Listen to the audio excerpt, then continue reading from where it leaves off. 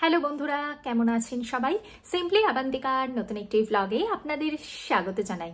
আমাদের অনেকেরই স্বপ্ন থাকে উচ্চশিক্ষার জন্য বা কর্মসূত্রে বিদেশে পাড়ি জমানোর। আমাদের প্রবাসী আত্মীয় পরিজন বা বন্ধু বান্ধবদের সুন্দর সোনালী মুহূর্তের বিভিন্ন নিদর্শন আমরা হয়তো সোশ্যাল মিডিয়াতে দেখতে পাই। সোশ্যাল মিডিয়াতে আমরা দেখতে পাই বিদেশ মানেই হলো প্রচুর নতুন নতুন অপরচুনিটি, বেটার লাইফস্টাইল, তার সাথে রয়েছে নতুন নতুন অ্যাডভেঞ্চার। কিন্তু আমরা কি কখনো জানতে পারি আমাদের সেই সমস্ত প্রবাসী আত্মীয় স্বজনরা বিদেশে যাওয়ার পর কি কি স্ট্রাগল করেছে, বা কখনো কি শুনতে পাই তাদের মানসিক যন্ত্রণার কথা? আসুন এই ভিডিওর মাধ্যমে জেনে নিই প্রবাসী মানুষজন যারা বর্তমানে বিদেশে থাকে তারা প্রথম বিদেশে আসার পর কি কি স্ট্রাগল করতে পারে বা তারা কি কি মানসিক যন্ত্রণার শিকার হতে পারে। এক্ষেত্রে আমি আমার ব্যক্তিগত এক্সপিরিয়েন্স আপনাদের সাথেই শেয়ার করব। তাহলে চলুন, যারা পরবর্তীকালে বিদেশে আসবেন বলে ভাবছেন বা যাদের পরিচিত মানুষজন কেউ বিদেশে আসবেন বলে ভাবছেন তাদের জন্য এই ভিডিওটা।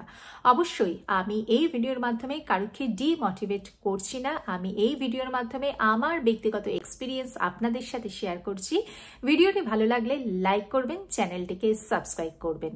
প্রথমেই বলি, আমরা যখন বিদেশে এসেছিলাম তখন আমরা সর্বপ্রথম যে সমস্যাটার সম্মুখীন হয়েছিলাম সেটা হলো সাইলেন্স বা নীরবতা।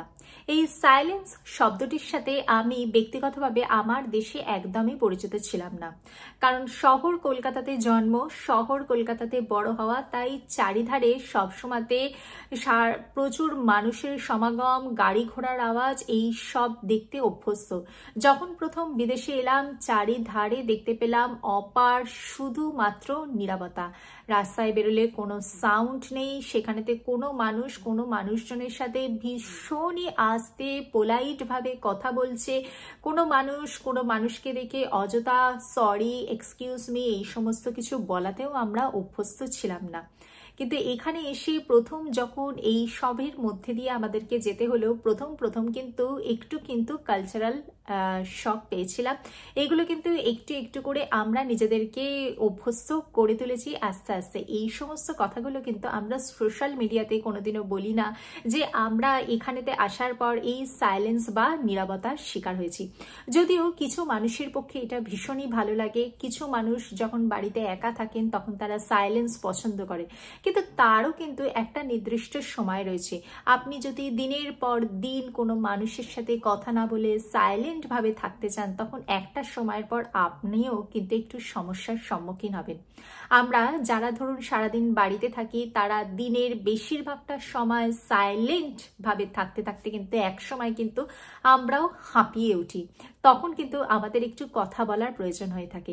কিন্তু কথা বলবো কার সাথে? শপিং মলে যাব, নিজের বিলিং নিজেকেই করতে হয় এখানে বেশিরভাগ সময়। এইখানেতে সমস্ত মানুষের সাথে সরি, এক্সকিউজ মি এর বেশি কেউ মানুষ কারোর সাথে সেরমভাবে কথাই বলে না। সবাই সবার সাথে পোলাইট ভাবে গুড মর্নিং বা এইটুকুনি কথা বলে থাকে, হাউ আর ইউ, এইটুকুনি।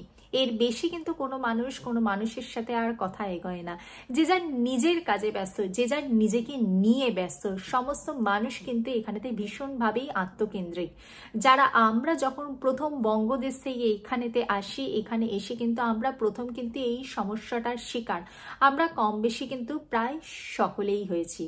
এরপরে আসি আমরা মাছে ভাতে বাঙালি। আমরা যখন নিজের দেশ ছেড়ে প্রথম পৃথিবীর একটা অন্য গোলার্ধে এসে পৌঁছই তখন আমরা কোনো কিছুই দেখে চিনতে পারি না। এখানকার সমস্ত বিদেশি স্টোর, সেখানেতে কোন মশলাটা নেব বা কোন সবজিটা নেব কিছুই দেখে স্থির করে উঠতে পারি না, কারণ এখানকার ব্র্যান্ডও আলাদা, এখানকার মশলা বা এখানকার ফ্রোজেন ফুড কোনটার কিরকম স্বাদ কিছুই জানি না। পুরো একটা অপার সমুদ্রে হারিয়ে যাই। আমাদের দেশে লিমিটেড জিনিস থাকতো, কিন্তু এখানকার যে ডিপার্টমেন্টাল স্টোর সেখানেতে সাধারণ যদি আপনাকে এক্সাম্পল বলি, একটা পাউরুটি সেটার যে এত ধরনের ভেরিয়েশন হতে পারে সেটা সত্যি বিদেশে না এলে কিন্তু বোঝা যায় না। দেশে আমরা যদিও সবাই কম বেশি পাউরুটি কিনেছি, সেখানে কিন্তু এত ধরনের ভেরিয়েশন আমি ব্যক্তিগতভাবে কখনো দেখিনি। এটা আপনাকে জাস্ট এক্সাম্পল বললাম। এছাড়াও এখানেতে যদি আজকে মাছ কিনতে যাই, মাছের এত ধরনের ভেরিয়েশন সত্যি। আর এখানকার মাছও তো সব এখানকার মাছ, সেইগুলো কোনটা কেমন টেস্ট, কিভাবে রান্না করতে হয় সে সমস্ত কিছুই জানতাম না। প্রথম দিকে এসে তো ভীষণ অসুবিধা হয়েছিল।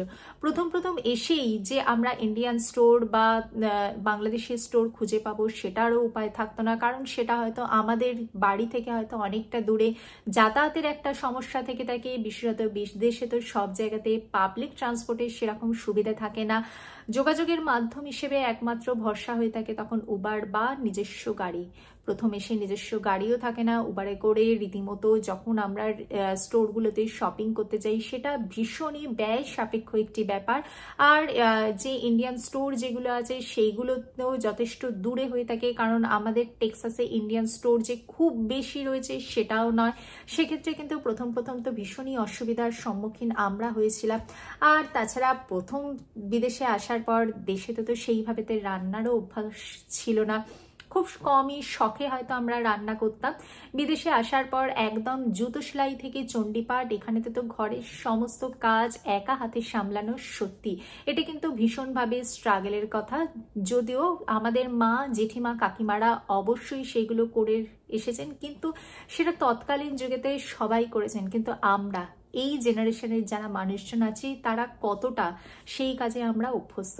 সবাইরই বাড়িতে হেল্পিং হ্যান্ড থাকে, প্রায় সবাইরই, বেশিরভাগ মানুষজনেরই বাড়িতে হেল্পিং হ্যান্ড থাকে। তাছাড়াও তারা তাদের বিভিন্ন মানুষজনের হেল্প পেয়ে থাকেন। কিন্তু আমাদের আমেরিকা বা বিদেশে কোথাও আসার পরেতে এখানেতে জুতো সেলাই থেকে চণ্ডীপাঠ সমস্ত কিছুই কিন্তু নিজেদেরকেই করতে হয়। এখানেতে সব থেকে বেশি যেটা আমরা মিস করি সেটা হলো বিকেলের ফুচকাটা বা বিকেলের পাপড়ি চাট বা বিকেলের সিঙ্গারা, কচুরি, জিলিপিটা। যদিও সমস্ত কিছুই এখানে পাওয়া যায়, কিন্তু সবই কিন্তু ফ্রোজেন বা নিজেকে বাড়িতে করে নিতে হয়। কিন্তু সেই টেস্টটা কিন্তু আমরা ভীষণই মিস করি, যেই টেস্টটা আমরা আমাদের দেশে খেয়ে ছোট থেকে বড় হয়েছি, যেটা আমরা প্রত্যেক দিন খেয়ে অভ্যস্ত ছিলাম, সেই টেস্টগুলোকে কিন্তু আমরা ভীষণ মিস করে থাকি। যদিও সেই নিদর্শনও কিন্তু আমরা সোশ্যাল মিডিয়াতে দেখি না। আমরা সোশ্যাল মিডিয়াতে দেখি এখানকার অপরূপ সুন্দর ছবির মতো সাজানো পথঘাট, দেখি এখানকার সবুজ গাছগাছালি, দেখি এখানকার অ্যাডভেঞ্চারাস লাইফস্টাইল, দেখি এখানকার সুন্দর সাজানো গোছানো বাড়িঘর, দেখি এখানকার প্রবাসী দুর্গাপূজা বা প্রবাসী মিলনোৎসব। কিন্তু সারা বছর কিন্তু আমাদের কোনো আত্মীয় স্বজন, বন্ধু বান্ধবদের সাথে হয়তো যোগাযোগও সেই রকম থাকে না, থাকে সোশ্যাল মিডিয়া। এছাড়াও বিদেশে আসার পর আমরা কিন্তু আরো সূক্ষ্ম কিছু জিনিস মিস করে থাকি। যেরকম আজকে যখন আমাদের পেটে ব্যথা, মাথা ব্যথা বা জ্বর এইরকম কিছু হয়ে থাকে, তখন কিন্তু আমরা মিস করি সেই প্রিয় মানুষগুলির কোমল হাতের স্পর্শ। এখানে আসার পর আমরা মিস করি আমাদের ছোটবেলার সেই প্রিয় বন্ধু বান্ধবদের, যাদের সাথে সম্পর্ক শুধু এখন রয়ে গেছে সোশ্যাল মিডিয়ায়। কারণ বিদেশি জীবনেতে আমরা এখন অভ্যস্ত হয়ে গেছি, বিদেশি লাইফস্টাইলে অভ্যস্ত হয়ে গেছি। আমাদের সাথে টাইম ডিফারেন্স হয়ে গেছে, আমরা সহজে কন্ট্যাক্ট করতে পারি না। আমাদের দেশে যখন রাত, আমরা বিদেশে তখন সকাল, বিদেশে যখন সকাল, দেশে তখন রাত। অনেক সময়তেই কিন্তু এরকম টাইম ডিফারেন্স হয়ে থাকে, যোগাযোগের পরেতে একটা দূরত্ব তৈরি হয়ে যায়। সেটা আমরা কিন্তু কম বেশি সবাই প্রায় মিস করে থাকি। আজকে বিদেশে আসার পর আমরা হয়তো দামি ব্র্যান্ডেড জামা কাপড়ে অভ্যস্ত হয়েছি, বিদেশি রেস্টুরেন্টে খেতে অভ্যস্ত হয়েছি, কিন্তু আমরা কি কখনো ভুলতে পেরেছি স্কুল ছুটির পর সেই আচার খাওয়ার গল্পটা? কিংবা আমরা কি ভুলতে পেরেছি আমাদের বাড়ির ছাদ বাগানটাকে? কিংবা আমরা কি ভুলতে পেরেছি আমাদের বাড়ির সেই কোণাটা, যেই কোণাটা আমাদের অনেক সুখ দুঃখের সঙ্গী ছিল? এইগুলো কিন্তু আমরা কিছুই সোশ্যাল মিডিয়ায় শেয়ার করি না, এগুলো সব আমাদের মনের গভীরে রয়েছে। কিন্তু আজকে আমরা বিদেশে আসার পর সমস্ত কাজ নিজে করার পরেতে আজকে আমরা কিন্তু ভীষণই কনফিডেন্ট হয়েছি, সমস্ত ব্যাপারেই কিন্তু নিজেদের কাজটা কিন্তু নিজেরা করতে পারছি, যেটা হয়তো দেশে থাকলে হয়তো নিজেদের কাজটা নিজেরা এইভাবে এতটা পারদর্শিকতার সাথে করতে পারতাম না।